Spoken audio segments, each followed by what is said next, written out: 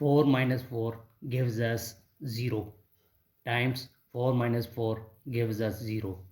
Final 0 times 0 gives us 0. But this answer is not correct. Because according to order of operation, first we do parenthesis, then exponent, then multiplication or division, finally addition or subtraction.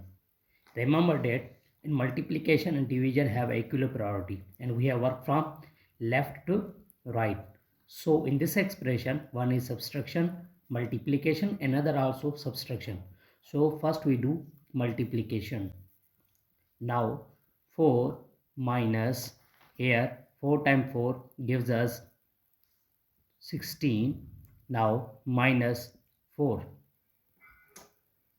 and here one is plus subtraction and also subtraction. So we follow the PEMDAS rule. Here addition and subtraction also have a equal priority and we have worked from left to right. So first we do 4 minus 16, then 4 minus 16 gives us minus